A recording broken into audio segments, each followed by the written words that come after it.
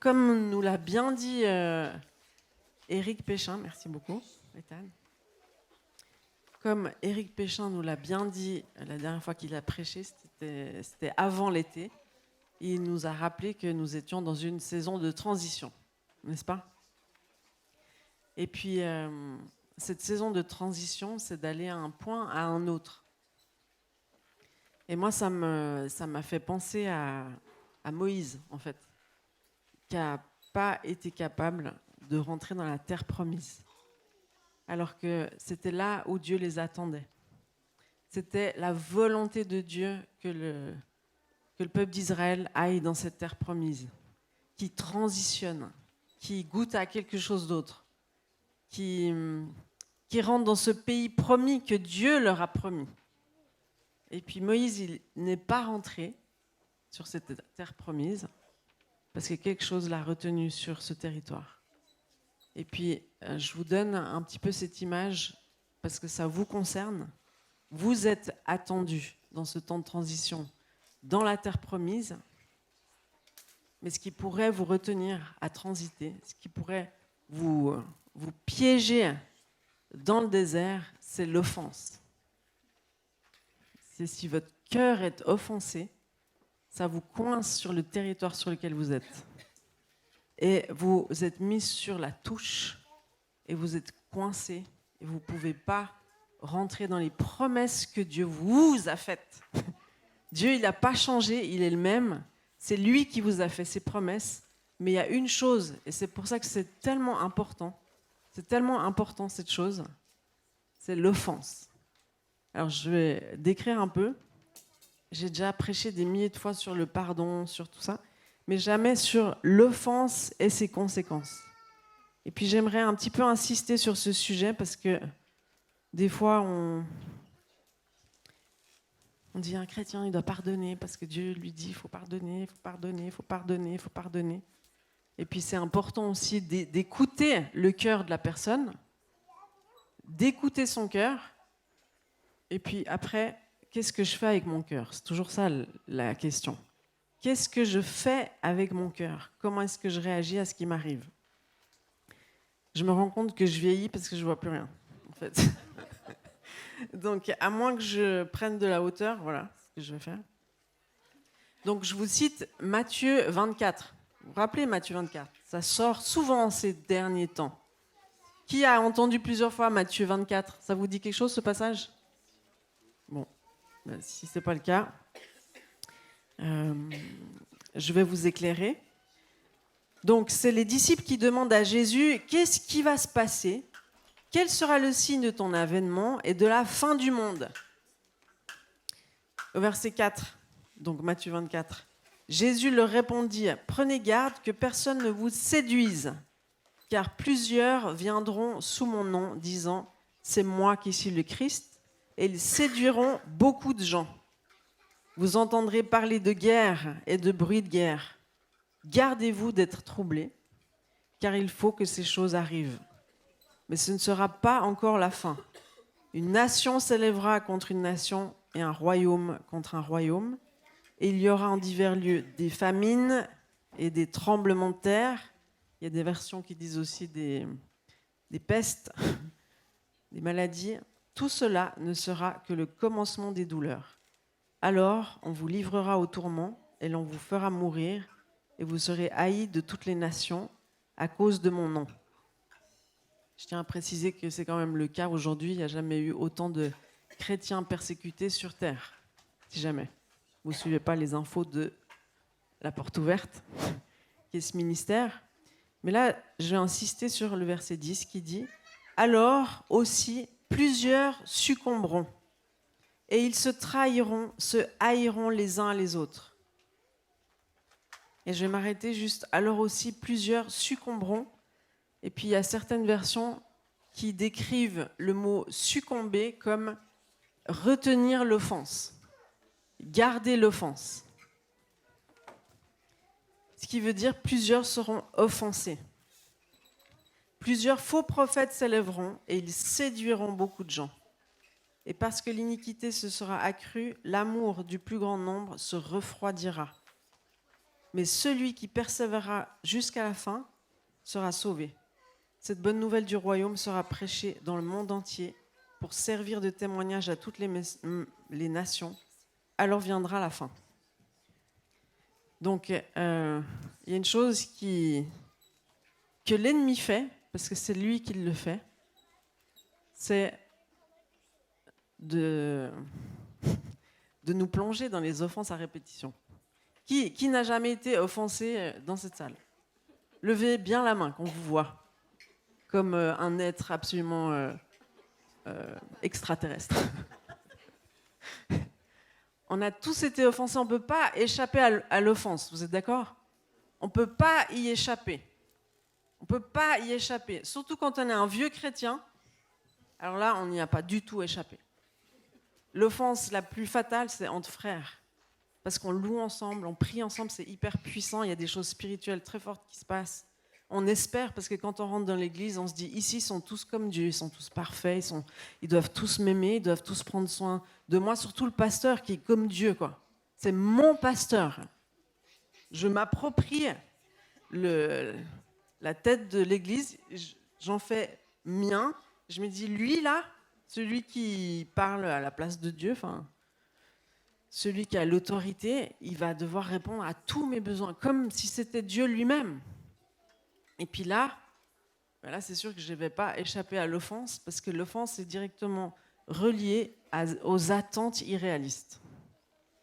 C'est quand je m'attends que quelqu'un fasse quelque chose pour moi et qu'il ne le fait pas, je suis offensée. Si j'attends rien de la personne, elle ne va pas m'offenser. Mais si j'attends quelque chose d'elle, j'attends de l'amour, j'attends de la compréhension, j'attends de l'attention, j'attends qu'elle s'arrête, j'attends qu'elle me croise du regard, j'attends qu'elle vienne me serrer dans les bras, j'attends des choses et que cette personne ne le fait pas, je serai offensée. Alors j'aimerais vous dire, peut-être que, parce que souvent on me dit, mais là, en fait, tu pensais à moi quand tu as prêché.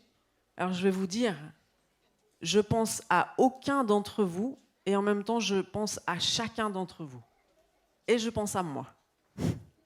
Donc comme ça, c'est dit, d'accord? Il n'y a personne qui se sent visé en particulier. Ça nous concerne tous. Parce que mon grand désir, c'est qu'on puisse tous rentrer, je dis on, qu'on puisse tous rentrer ensemble dans la terre promise, dans les promesses que Dieu a pour nous. Parce que ce qui vient, c'est énorme. Et je n'ai pas envie que vous restiez sur le banc. Je n'ai pas envie que vous soyez mis hors circuit, hors course, comme les séries qu'on regarde de Formule 1 avec notre fils passionné de Formule 1. Il y avait une course d'ailleurs aujourd'hui. Qui est au courant?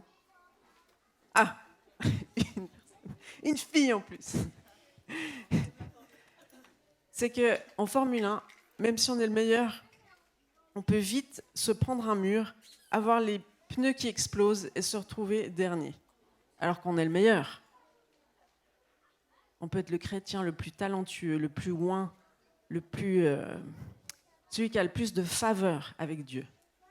Mais s'il garde l'offense, il est mis sur la touche, hors circuit. Il n'y a plus de grand prix pour lui. C'est horrible, hein? Et c'est pour ça que je vous en parle. Parce que j'aimerais mettre en lumière ce que l'ennemi a toujours su cacher. L'offense, c'est le péché caché plus dangereux que la pornographie, les amis. Pourtant, la pornographie, on sait que ça touche une masse de gens. Mais l'offense, ça en touche encore plus. Et c'est plus difficile à s'en sortir que certaines addictions. C'est pour ça que j'ai envie de le dénoncer aujourd'hui. Et puis, on n'est pas que offensé par les hommes, les amis. On est souvent offensé par Dieu sans s'en rendre compte. D'ailleurs, j'aimerais vous citer un proverbe qui m'a touchée, en fait. Je n'avais jamais lu ce proverbe. Je trouve fantastique. Proverbe 19, 11. L'homme qui a de la sagesse est lent à la colère et il met sa gloire à oublier les offenses. Il met sa gloire à oublier les offenses. Mais c'est beau! Vous aviez déjà lu ce proverbe? Oui? Ah, Martine a lu le proverbe. Alors j'aimerais juste recadrer un peu les choses avec Jésus. Parce que quand on pense à Jésus, on dit oui, lui il est parfait. Lui, si c'était le pasteur de l'église, ça se passerait beaucoup mieux. Ah ouais? Mais tu sais que Jésus, je crois qu'il a... Enfin, je sais pas, j'ai pas fait des statistiques, mais il en a offensé des gens, Jésus. Surtout les ultra-religieux, les pharisiens, les sadducéens. Il était tout le temps en train de leur rentrer dans le cadre. Il était tout le temps en train d'essayer de les corriger, de révéler leur orgueil, de révéler leur hypocrisie, de révéler l'appartenance au serpent. Ils étaient offensés, ils étaient offusqués, à un tel point qu'ils l'ont crucifié. Jésus, il faut se dire toujours une chose, c'est qu'il laisse personne indifférent. C'est où tu tombes d'amour, comme diraient les Québécois, où tu tombes en amour avec lui, où tu as envie de le tuer, parce qu'il t'a offensé. Tu veux voir qui est-ce qu'elle a offensé? Parce qu'il n'a pas offensé que les ultra-religieux. Jésus, on va lire ça dans Jean 6,6. Ça te dit quelque chose? Jean 6,6. Tu sais que c'est le chiffre humain de la bête, hein, si jamais. Donc, c'est intéressant de voir qu'il est dans la Bible. Jean 6,6. Alors, tac.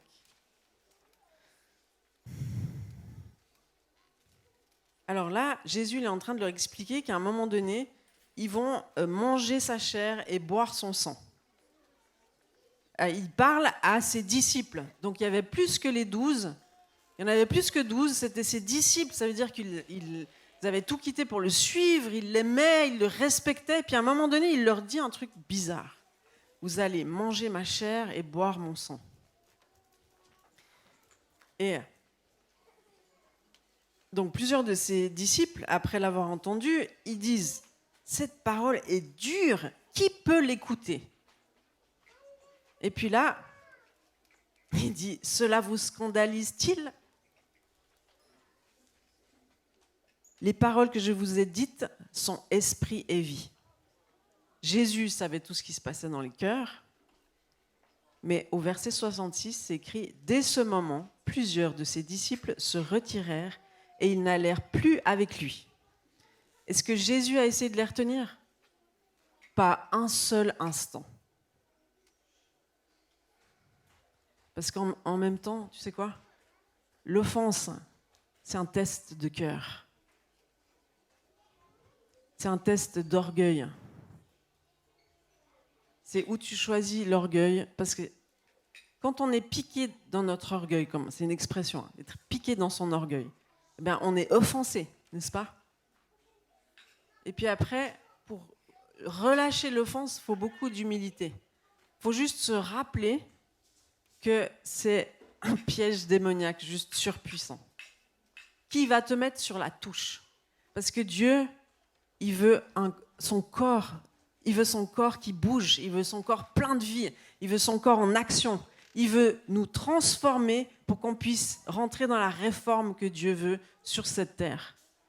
Dieu ne veut pas un réveil juste, il veut une réforme de toute la société, de toutes les sphères de la société. Et il va choisir qui pour opérer cette réforme? Il va choisir son corps. Parce que c'est lui qui va le faire avec des gens qui sont soumis à lui, qui bougent avec lui. C'est son corps, c'est lui la tête. Nous sommes son corps. Mais la manière dont l'ennemi a trouvé pour geler le corps de Christ, c'est de les faire plonger dans l'offense et de les y faire rester. Parce qu'on est tous touchés par l'offense, mais c'est toi qui vas déterminer si tu gardes l'offense ou si tu l'oublies, ou si tu la rejettes. Donc tu peux être offensé. Regarde ce qui se passe après. Donc ils partent. Jésus donc dit aux 12. Est-ce qu'il court après tous ceux qui sont partis? Non, il dit aux 12. Et vous ne voulez pas aussi vous en aller? Et puis c'est Pierre qui lui répond, Seigneur, à qui irions-nous? Tu as les paroles de la vie éternelle. Tu as les paroles de la vie éternelle. Tu sais que Dieu va brouiller ta théologie à un moment donné. Tu vas perdre ton travail, peut-être. Tu vas perdre ta maison. Tu vas te retrouver sans argent, sans emploi, sans retraite, je ne sais pas. Tu vas peut-être perdre un enfant. Ça, c'est le drame d'une vie, hein. Tu vas peut-être subir un avortement, des avortements, des pertes de grossesse.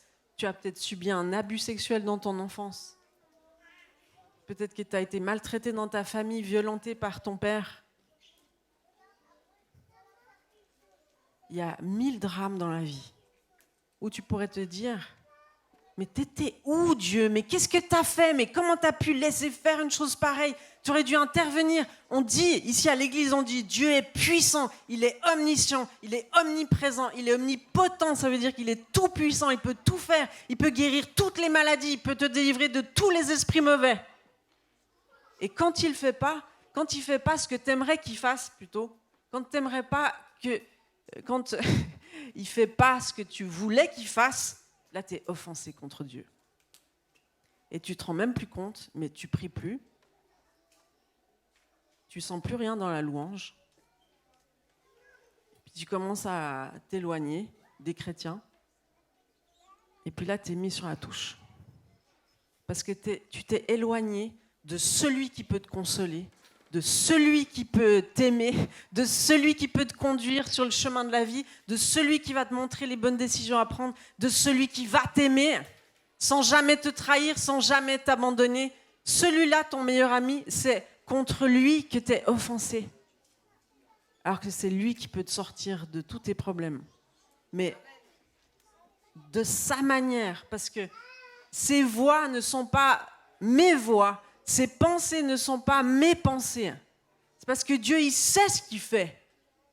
Toi, si tu devais prendre sa place, ce serait le chaos total. Lui, il a la vue d'ensemble. Il a la vue d'ensemble. Dieu, il a la vue d'ensemble. Il sait par où te faire passer pour te libérer. Et souvent, c'est par des chemins douloureux. Parce que ce qu'il faut se rappeler, c'est que Jésus, il peut changer le mal en bien. Donc, quelle que soit la vie que tu as eue, ce que tu as traversé, Dieu peut l'utiliser pour sa gloire. Ça, c'est sûr et certain. C'est sûr et certain. Donc, il n'y a personne qui est trop cassé, il n'y a pas des vies trop brisées pour que Dieu ne se glorifie pas. Amen. Mais ça, c'est important de comprendre, en fait. Dieu, il cherche juste des réceptacles. Il ne cherche pas des diplômes. Dieu, il cherche des yes men. Oui, me voici, Seigneur. Envoie-moi, comme on l'a dit là. Mais si je suis offensé contre Dieu, je suis offensé. Souvent, on ne se rend pas compte qu'on est offensé contre Dieu. Mais quand on s'est dit, mais pourquoi tu as fait ça, Seigneur? Pourquoi tu n'as pas fait? Pourquoi je n'ai pas encore de femme? Pourquoi je n'ai pas encore de mari? Pourquoi je n'ai pas encore d'enfant? Pourquoi je n'ai pas encore cette maison que je pensais que c'est toi qui m'avais dit que je l'aurais? Elle me passe sous le nez. Pourquoi je n'ai pas ce travail alors que j'ai prié pour l'avoir? Quelle est ta relation avec Dieu? Est-ce que tu l'utilises, Dieu, pour avoir ce que tu veux? Ou est-ce que tu es en relation avec lui et tu te soumets à lui parce que tu veux qu'il partage son cœur avec toi? Parce qu'il n'y a que comme ça que tu pourras rentrer dans la réforme. C'est qu'en te soumettant à lui et en recevant son cœur et sa compassion que tu pourras opérer la réforme que Dieu veut que tu opères dans la terre promise qui t'attend. Mais si tu es offensé, tu es sur la touche, tu es sur le banc. Tu n'es pas dans le Grand Prix, comme ils disent les Américains. Tu n'es pas en train de courir la course que Dieu veut que tu cours. Quand Dieu ne s'explique pas, quand il ne te donne pas ce que tu veux, tu peux être offensé. Et puis après, une fois que tu es offensé par Dieu, tu vas glisser rapidement dans l'offense des autorités. Parce que Dieu, tu ne te rends pas compte, mais il symbolise toutes les autorités, tous les pères, tous les mères, tous les patrons, tous les responsables. Si tu es offensé avec Dieu, tu vas commencer à être offensé avec l'autorité. Qui c'est qui est offensé? Qui sont les plus faciles à être offensés? C'est ceux qui ne marchent pas dans le rappel. Eux, ils sont offensés parce qu'ils se comparent, ils sont jaloux, ils rentrent dans la compétition parce qu'ils pensent qu'il faut qu'ils fassent eux-mêmes leur place pour entrer dans leur appel, alors qu'il suffit que tu suives Dieu pour être dans ton appel, parce que Dieu, il a préparé des œuvres en avance pour que tu marches sur elles. Donc, il en a pour chacun des différentes. Chacun a sa place dans le royaume de Dieu. Chacun a un poste d'influence. Chacun a un endroit de gloire où il peut porter la gloire de Dieu. Mais tout seul, tu peux rien faire. Même sans le corps, tu peux rien faire. On est complètement dépendant de lui, vu qu'on est son corps. Tu vois, un corps inerte, est-ce qu'il est efficace? Non, il faut qu'il soit vivant. Ce qui offense, c'est les corrections, c'est les remarques. Tu sais, ça attire l'offense. C'est quand tu deals avec l'autorité, quand tu deals avec l'ordre divin. Genre là, il faut que tu te soumettes au père parce que c'est lui qui est responsable de la famille. Là, il faut que tu te soumettes au pasteur parce qu'il est en train de te corriger, parce qu'il veut ton bien. Il ne veut pas t'embêter. Il n'est pas en train de te rejeter. Il n'est pas en train de te maltraiter. La correction, c'est un acte d'amour, les amis. Il n'y a pas d'éducation sans correction. Sinon, ça devient des animaux. Les enfants. Vous savez, cette éducation libre où on laisse tout faire. C'est intéressant parce que vous savez que le syndrome du pervers narcissique, il est un peu en augmentation là. Ben, le profil du pervers narcissique, c'est typiquement quelqu'un à qui on n'a jamais dit non, à qui on n'a jamais dit stop, qu'on n'a jamais corrigé, et puis après il grandit comme un enfant complètement spoilé, mais adulte, donc ça fait beaucoup plus de dégâts. Beaucoup plus de dégâts. Et puis avec le temps, on apprend le contrôle et la manipulation. Mais assez rapidement. Donc la correction, c'est important de savoir la prendre. En fait, la correction, elle va ou provoquer l'offense chez toi, ou provoquer la repentance. Et quand Dieu nous corrige, c'est ça qu'il attend. Quand Dieu nous corrige, parce que vous savez que parfois on est dans des relations de codépendance. On est dans des relations toxiques, et puis Dieu, il va venir avec son épée, là, comme il dit dans sa parole, je ne suis pas venu apporter la paix, je suis venu apporter l'épée. Ça, c'est un texte un peu difficile à comprendre, mais en fait, ça veut dire ceci. Ça veut dire que Jésus il va venir et il va traiter toutes tes relations toxiques de codépendance. Avec tes enfants, avec ton mari, avec tes amis, avec tes patrons, j'en sais rien qui. Il va venir trancher la codépendance dans tes relations. Et ça va faire mal. Tu vas être là, non. Mais c'est sain. Hein? C'est comme, tu dois couper un bout pourri, quoi. Pas ta jambe, si possible. Donc, quand il y a l'offense, l'ennemi, il va rapidement t'envoyer des personnes offensées avec toi. On peut dire c'est des amis d'offense. T'as remarqué ça? Hyper rapide. T'es offensé, après vite, tu trouves quelqu'un qui est offensé ou par la même personne ou par... typiquement dans une entreprise, s'il y en a un qui n'est pas content avec le patron, il va vite trouver plein d'amis. Vous êtes d'accord? Mais ça, c'est un principe fondamental qui est d'ailleurs relaté par Jésus dans Luc 23, 12. Alors, je ne sais pas si c'est Jésus qui le dit ou si c'est Luc qui l'écrit, mais c'est écrit « Ce jour même, Pilate et Hérode, donc c'est le jour de la crucifixion, ce jour même, Pilate et Hérode devinrent amis d'ennemis qu'ils étaient auparavant. » C'était des ennemis jurés, et tout d'un coup, avec la crucifixion de Jésus, ils deviennent amis. C'est étrange, non? Oui. Marie-Madeleine, je vous donne des petits exemples de personnes qui ont offensé par leurs actions. Marie-Madeleine, elle vient à un moment donné chez Simon le pharisien. Et puis, vous vous rappelez, elle vient déverser un parfum de grand prix sur Jésus. Et puis là, il y en a un qui se fusque. C'est qui? Tous ceux qui étaient là, en fait.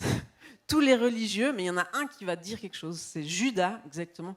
Il dit « Ah, mais quel gaspillage, on aurait pu faire plein de trucs avec ça. Genre, j'aurais pu me faire de l'argent avec ça parce que Judas, il volait dans la caisse. » Vous vous rappelez? Judas. Ils étaient offensés. Pourtant, Marie-Madeleine, elle était en train d'adorer Jésus. C'était un acte extravagant d'adoration, mais ça a offensé les religieux. Ça a offensé beaucoup de monde. Et l'histoire de Marie-Madeleine, elle est assez typique En fait, c'est la description des deux églises.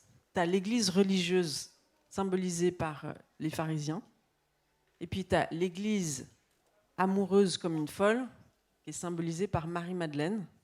Marie-Madeleine qui avait 7 démons, qui a été délivrée de 7 démons, donc c'était pas, elle ne sortait pas de l'école de théologie, mais elle avait été sauvée par Jésus, et ceux qui sont sauvés largement par Jésus, c'est les plus amoureux de Jésus. Oui. Donc, quand tu es offensé, ta perception, elle est troublée. Et puis l'ennemi, il vient insuffler le doute, et puis il dit, mais Dieu a-t-il réellement dit? Est-ce que ça s'est vraiment passé comme ça? Puis mets un doute, puis ça te monte contre Dieu lui-même, ou contre la personne. L'ennemi vient te susurrer des choses dans l'oreille, et ça va alimenter l'offense. Ou ça va te séparer, comme il a fait avec Ève, de Dieu, à ce moment-là. C'est sa technique à l'ennemi, il insuffle le doute contre quelqu'un. L'offense, elle produit un fruit qui libère l'amertume dans le cœur et qui infecte par son poison tout son entourage. Tu as remarqué, quand il y a une personne infectée, elle infecte tout son entourage. Parce qu'elle va parler mal d'une personne, et puis une fois qu'on te parle mal d'une personne, ta perception sur la personne, elle change tout de suite, en un instant. Donc après, ça fait des groupes, ça fait que le poison se répand. C'est grave, hein? C'est grave, parce que du coup, ça met tout le monde sur la touche. Parce que tu n'étais pas concerné, mais tout d'un coup, tu es offensé comme l'autre. Tu es comme pris d'un espèce de sentiment de on va faire justice. Mais en fait, tu es offensé. Après, tu dis, mais comment les chrétiens peuvent faire des choses pareilles? Après, tu es offensé contre tous les chrétiens. Donc, Proverbe 4, verset 23, on le dit et redit, ce verset qui dit « Garde ton cœur plus que toute autre chose, car de lui viennent les sources de la vie. » Quand tu te retrouveras devant Dieu, parce qu'on va tous se retrouver devant Dieu, il va te demander une chose. Comment est-ce que tu as géré ton cœur? Est-ce que tu l'as gardé allumé de mon amour? Ou est-ce qu'il s'est refroidi et éteint par l'offense? Ça va tout déterminer. Parce qu'on va tous être jugés sur l'amour, notre capacité à aimer. Parce que le royaume de Dieu, c'est ça. L'amour. S'il n'y a pas l'amour, il n'y a rien. Et si toi, tu n'es plus capable d'aimer, si tu restes offensé, tu n'es plus capable d'aimer. Tu n'es plus capable d'aimer Dieu, tu n'es plus capable d'aimer les autres. Puis là, tu es mis sur la touche. Sur la touche, sur le banc. Et Dieu, il ne veut pas ça. Il veut réveiller l'amour. Vous vous rappelez?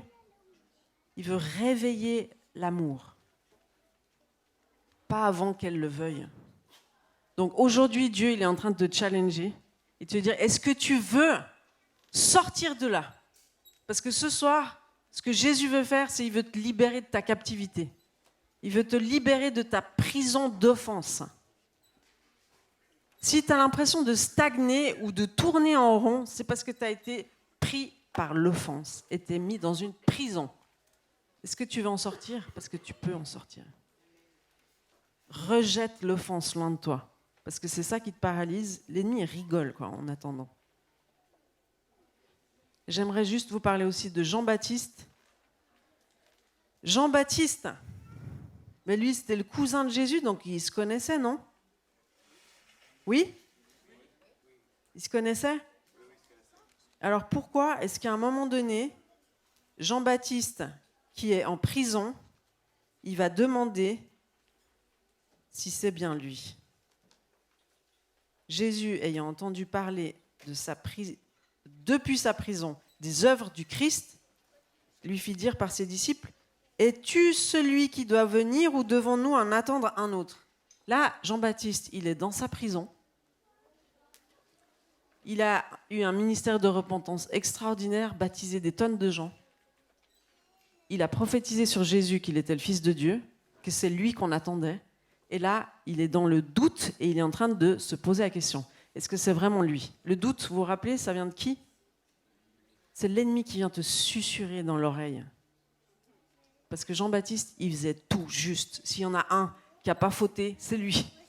C'est pas David qui a commis adultère. Jean-Baptiste, il était droit, il était juste, il mangeait de sauterelles, il mangeait du miel aussi. Il avait des peaux de bête et tout, il était juste, il était droit. Il n'y a rien qui l'a fait dévier, Jean-Baptiste. Puis là, il se retrouve en prison. Quelle injustice.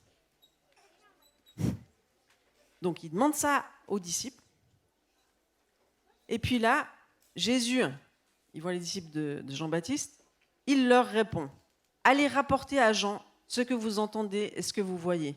Les aveugles voient, les boiteux marchent, les lépreux sont purifiés, les sourds entendent, les morts ressuscitent. Et la bonne nouvelle est annoncée aux pauvres. Des miracles et des miracles et des miracles. Est-ce que Jean-Baptiste opérait dans les miracles? Non. Son ministère, ce n'était pas les miracles, c'était la repentance. Donc Jésus ne lui dit pas, oui, t'inquiète pas, Jean-Baptiste, c'est bien moi, Jésus. Non. Il lui dit juste qu'il y a des miracles, des choses extraordinaires qui se passent. Et dernière phrase, écoutez bien. Heureux celui pour qui je ne serai pas une occasion de chute.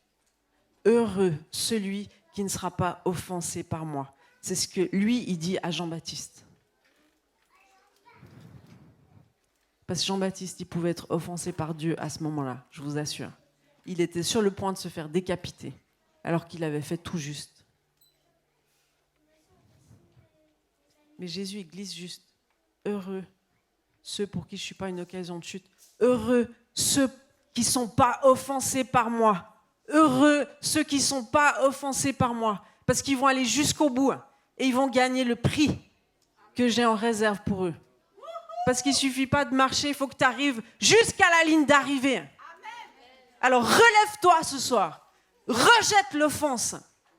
Tu ne veux pas louper la réforme que Dieu il a, parce que nous, on va y aller. Nous, on veut rejeter l'offense, mais est-ce que toi, tu veux aussi venir avec nous? C'est ça la question que Dieu te pose. Tu peux être chrétien depuis 150 ans, là, tu as encore plus de raisons d'être offensé. Par Dieu, tu dis, tu as parlé du réveil, tu as prophétisé ci, tu as prophétisé ça. Moi, ça fait 50 ans que je suis là et j'ai rien vu. Attends encore un peu. Tu ne vas pas t'arrêter juste avant la ligne d'arrivée. Ce serait vraiment trop nul. Ce serait vraiment trop nul. Les larmes, qui c'est qui a pleuré à cause des choses d'église, des difficultés d'église? Qui c'est qui a pleuré dans l'intercession? Levez la main, s'il vous plaît. Qui c'est qui a pleuré dans l'intercession? Des choses que vous avez vues, des choses que vous sentiez qui n'étaient pas justes, et vous avez commencé à prier pour vos ennemis, prier pour ceux qui vous persécutent. Vous avez commencé à les bénir. Ah là là là là. Alors là, vous êtes rentré dans une dimension extraordinaire, et je vous dis ce qui vous attend, ce qui est devant vous. Psaume 126, verset 5. Ceux qui sèment avec larmes moissonneront avec chant d'allégresse. Celui qui marche en pleurant quand il porte la semence revient avec allégresse quand il porte ses gerbes. C'est ça qui t'attend. Et la semence est laquelle forme? Ça ressemble à quoi la semence? Ça ressemble à un déversement de l'esprit qui va libérer la révélation qui permettra la réforme, le salut des âmes et des cœurs, même les plus durs. Ah, ça c'est mon rêve. Je m'imagine tous ceux qui ont un cœur hyper dur, je me dis, même eux, ils seront touchés par le déversement de l'esprit. Ça va te donner la volonté de sortir de la sécurité des 4 murs de l'église pour aller amener le royaume dans la société extérieure à l'église. Parce que c'est ça où Dieu nous appelle. Et une puissance de résurrection va être libérée. L'offense, ça t'empêche de recevoir la compassion. Et la compassion, les amis, en grec, ça veut dire splagchnizomai. Et ça veut dire être remué dans ses intestins, c'est plutôt les entrailles, être ému de compassion, avoir compassion, parce que les entrailles, c'est le siège de l'amour et de la compassion. Les entrailles, les amis, le siège de l'amour et de la compassion. Et puis, c'est la compassion qui libère la révélation, c'est la compassion qui libère le miraculeux, c'est la compassion qui fait de toi un instrument de Dieu. Parce que Dieu veut te communiquer son cœur, c'est ça la compassion. Dieu veut te communiquer son cœur pour te mettre en action, pour changer ton entourage. Est-ce que c'est ça que tu veux? Alors sors de l'offense, rejette l'offense, lève-toi de ton banc, rentre sur la piste à nouveau et commence à rouler. Commence à impacter ton monde. Commence à te connecter avec lui, avec elle, parce que c'est avec le corps de Christ que tu vas accomplir la réforme. C'est pas tout seul. Qui c'est qui veut rentrer là-dedans? Oui. Alors vous pouvez vous lever et on va juste demander à Dieu de vous montrer comment lui voit les choses. Rejette l'offense pour retrouver la vue. Parce que l'offense, ça te rend aveugle. Tu es incapable de voir comme Dieu voit. Tu vois comment l'ennemi veut que tu vois. C'est comme ça que tu vois. Tu as besoin de voir le monde comme lui le voit. Tu as besoin de pleurer sur ce qui touche le cœur de Dieu. Tu as besoin d'avoir la compassion qui monte en toi pour que ça te mette en action pour lui, pour restaurer ce qui a été brisé, comme Ésaïe 61,4 le déclare. Tu as été créé pour servir à sa gloire, pour rebâtir sur d'anciennes ruines, pour relever d'antiques décombres, pour renouveler des villes ravagées, dévastées depuis longtemps. C'est ça, à ça qui t'appelle. C'est à ça qui t'appelle. Ensemble. Donc si tu ne rejettes pas l'offense, tu es mis sur la touche, tu es mis sur le banc, tu vas rater la terre promise. Tu vas rester dans le désert comme Moïse. Est-ce que Moïse était un grand homme de Dieu? Oh oui. Mais lui aussi, il a pu être retenu. Tu ne veux pas être retenu par l'offense. Tu ne veux pas. Donc moi, je t'encourage à fermer tes yeux. Merci beaucoup. Tu sais très bien à qui tu dois pardonner. Je prie que tu puisses rejeter avec l'offense toutes tes attentes irréalistes. Et que tu mettes tes attentes que sur Dieu, sur lui.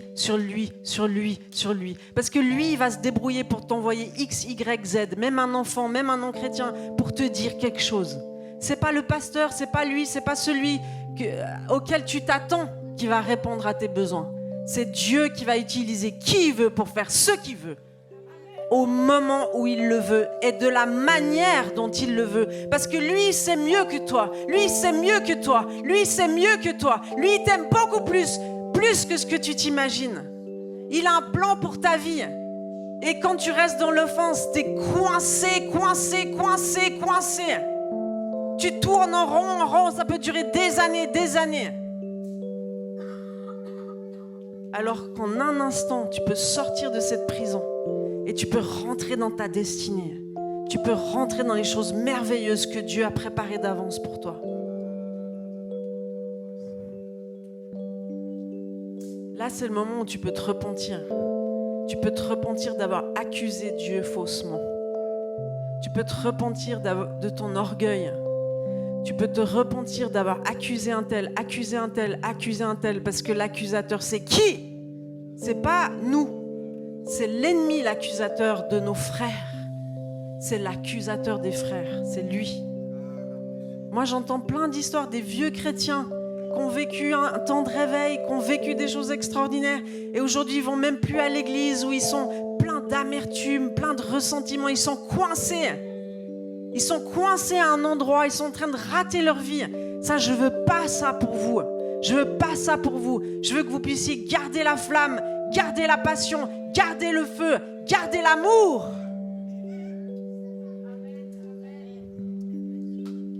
Alors Jésus, merci pour que tu puisses percer les cœurs. Merci Jésus parce que tu remets tes enfants sur les rails. Merci Jésus parce que tu envoies des ouvriers dans la moisson. Et tu les fais sortir du banc, Seigneur, parce qu'on a besoin d'eux pour ce que tu veux amener ici sur la France, Jésus. Merci pour tes anges qui viennent tirer ceux qui sont sur le banc pour qu'ils sortent des bancs, pour qu'ils sortent de la touche sur laquelle ils sont. Merci Seigneur parce que tu envoies tes anges qui viennent susurrer des mots d'amour, qui viennent leur rappeler les promesses de Dieu, qui viennent leur rappeler que Dieu les a jamais abandonnés, jamais rejetés, qui viennent toucher leur perception des choses pour qu'ils puissent voir avec un regard d'amour comme lui nous voit, comme lui voit les choses. Il sait exactement ce qu'il fait, Dieu. Il sait exactement ce qu'il fait. Il ne s'est pas trompé. Il est en charge de tout ce qui se passe, même si on a l'impression que c'est le chaos. Lui, il sait ce qu'il est en train de faire. Il est en train de faire des choses glorieuses. Mais il faut que tu sois aligné si tu veux faire partie de cette équipe de gloire. Alors rejette l'offense. Renonce à tes attentes irréalistes. Ou au moins exprime-les. Prends courage. Parce que prendre la terre promise, il faut du courage pour la prendre. C'est pour ça que Dieu il a dit à Josué, lui qui a pris la terre promise, prends courage, fortifie-toi. Prends courage, fortifie-toi. Prends courage, fortifie-toi. Et vas-y, va conquérir cette terre que je te donne. Et c'est toi qui vas la conquérir. C'est moi qui vais donner la victoire, mais c'est toi qui vas marcher sur cette terre. Alors je prie que le Seigneur il vous parle. Que vous ne perdiez pas votre temps dans la prison de l'offense. Que vous sortiez aujourd'hui et que vous marchiez dans ces promesses de réveil et de réforme que Dieu a sur vous. Et non seulement sur vous, mais de génération en génération. C'est comme des promesses qui se sont transmises de génération en génération pour s'accomplir dans ta vie. Alors tu ne veux pas rester sur le banc.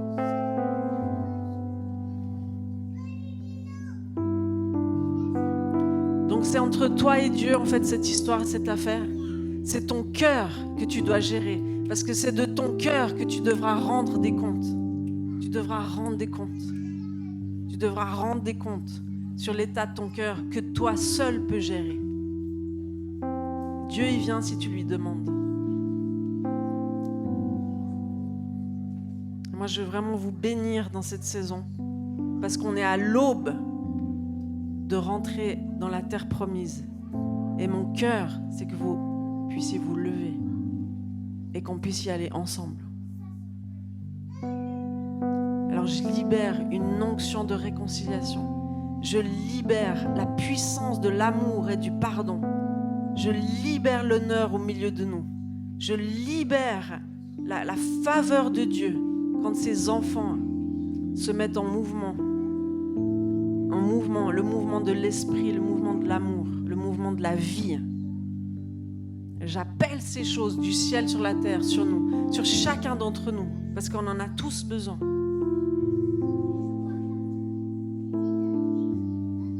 Merci Jésus pour ce que tu fais. Merci Jésus parce que tu passes entre les rangs.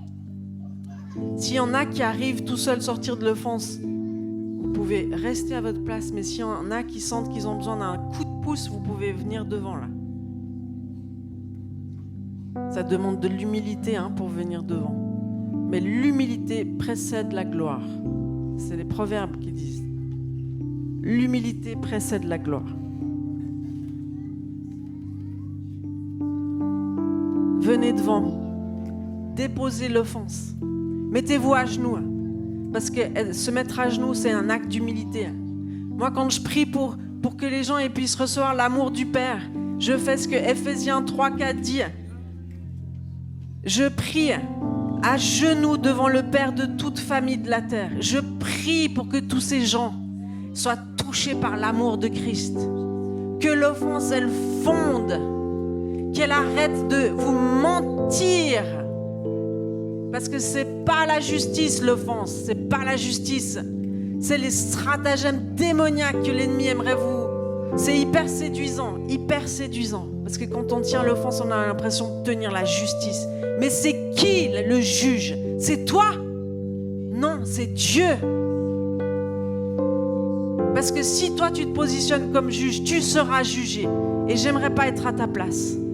Lâche l'offense. Lâche l'offense. C'est tes attentes irréalistes qui te mettent dans cette position-là. Les attentes que tu as, place-les en Dieu, en Jésus, au Saint-Esprit. Lâche l'offense. Lâche l'accusation des frères. Lâche toutes ces choses qui t'empêchent de rentrer dans la terre promise. Et laisse Jésus opérer dans tes relations. Laisse-le faire. Il sait ce qu'il fait. Il y a des personnes que tu dois remettre sur l'autel. C'est le seul moyen de les garder et d'avoir une relation saine avec ces personnes. Lâche-les.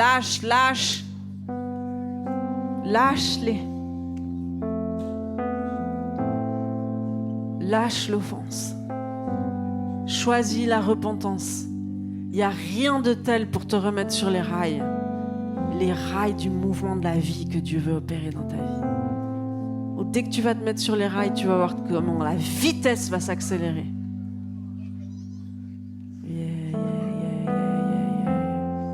Saint-Esprit agis, Saint-Esprit agis, Saint-Esprit agis.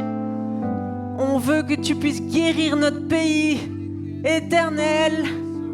On veut se repentir devant toi, se détourner de nos mauvaises voies. On veut voir le péché tel qu'il est.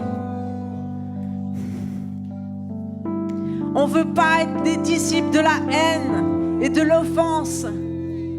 On veut être des disciples de l'amour, de la réconciliation, de la réforme qui vient. L'amour du Père déversé.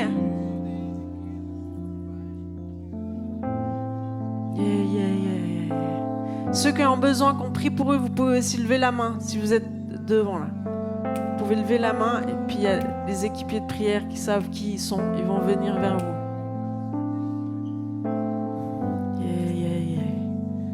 Des fois, on est depuis tellement longtemps dans l'offense qu'il y a des verrous qui doivent sauter. Il y a des verrous qui doivent sauter. Et j'appelle maintenant ces verrous à sauter.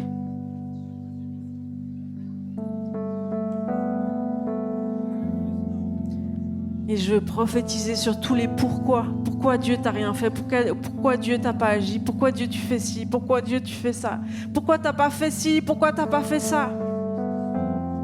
Je prie que l'amour du Père vienne tomber sur vous maintenant. Et que vous ayez même plus besoin de réponse, mais juste de recevoir l'amour, recevoir l'amour, recevoir l'amour, recevoir l'amour, recevoir l'amour, recevoir la consolation.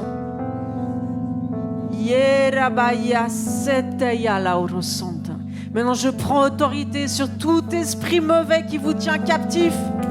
Et je leur ordonne de vous quitter maintenant dans le nom de Jésus. J'ordonne aux prisons de s'ouvrir dans le nom puissant de Jésus. J'ordonne à tous les esprits mauvais qui tordent votre perception et qui viennent vous susurrer des mensonges pour amener le doute. Je leur ordonne de vous quitter maintenant dans le nom de Jésus, de quitter vos têtes, de quitter vos oreilles, de quitter vos yeux dans le nom puissant de Jésus. Et je prends autorité sur toute puissance religieuse qui amène l'amertume, sur toute puissance religieuse qui amène la propre justice, qui amène le jugement et l'accusation. Je brise leur puissance sur vous dans le nom de Jésus. Dans le nom de Jésus. Et j'appelle l'amour du Père qui vient vous guérir, qui vient vous adopter encore plus profondément, qui vient révéler son amour et ses plans pour vous, qui vient vous ouvrir les yeux, vous ouvrir les oreilles. Jésus, Jésus, Jésus. Je parle au cœur. Je leur demande maintenant de s'ouvrir à l'amour de Dieu. Ouvre-toi à l'amour de Dieu, à l'amour du Père, à l'amour du Fils, à l'amour de l'Esprit. Ouvre ton cœur. Que les forteresses de mensonges, elles tombent à terre maintenant. Que vous puissiez recevoir la consolation, la paix, le shalom. J'appelle un esprit de consolation à souffler sur vous maintenant. Tous ceux qui ont vécu des pertes hyper difficiles, des pertes de bien-aimés, des pertes de relations, de toutes sortes de pertes. Tous ceux qui doivent comme faire le deuil, j'appelle une grâce particulière sur vous. Une grâce qui coule maintenant, une consolation comme un liquide surpuissant, plein de lumière qui vient couler dans votre cœur maintenant pour amener la consolation. Jésus, Jésus, c'est toi qui fais, c'est toi qui fais, c'est toi qui fais, Jésus, c'est toi qui fais. Merci Seigneur parce que tu rétablis tes ministres, tu rétablis tes fils et tes filles sur les rails, Jésus. Tu les rétablis dans leur appel, tu les rétablis dans leur positionnement en toi, Jésus. C'est toi qui le fais, Jésus, c'est toi qui le fais, c'est toi qui le fais.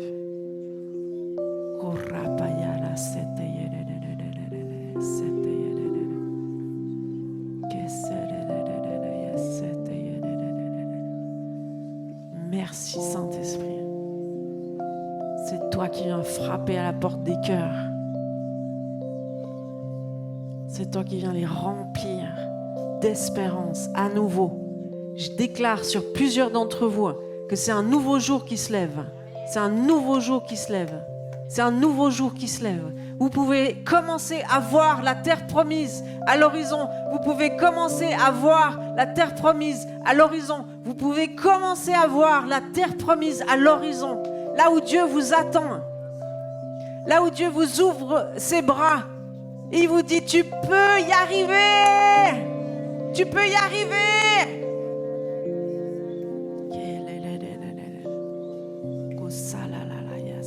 Lâche l'orgueil, lâche l'orgueil.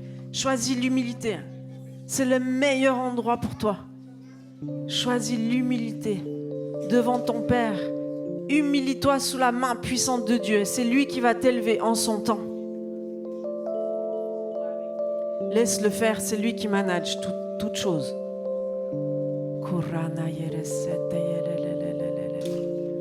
Merci Jésus. Merci Jésus.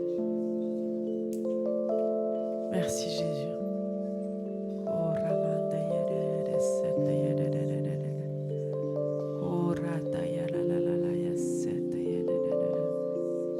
J'appelle sur chacun d'entre vous le don du discernement des esprits pour que vous ne retombiez pas dans les mêmes pièges qu'avant. Que vous puissiez reconnaître le piège de l'ennemi clairement et que vous puissiez avoir cette capacité de dire non, non, on ne m'y reprendra pas cette fois. Non.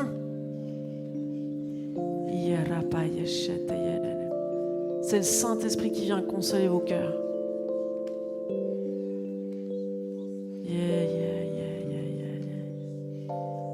Jésus, il n'en a pas fini avec vous, Jésus.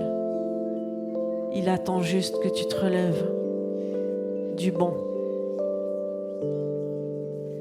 Il veut que tu rentres sur la piste.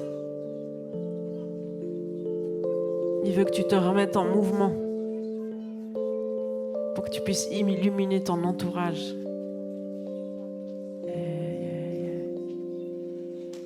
Merci Jésus. C'est toi qui t'occupes de nos relations. Tu écartes les mauvaises relations et tu amènes les bonnes personnes vers les frères et sœurs de cette église, Seigneur. C'est toi qui t'occupes de gérer les mensonges et les séductions. C'est toi qui t'en occupes, Jésus. C'est toi qui libères l'épée d'Hébreux 4:12. C'est toi qui tranches dans tout ce qui est malsain. C'est toi qui sépares. C'est toi qui opères, Jésus, notre délivrance aujourd'hui.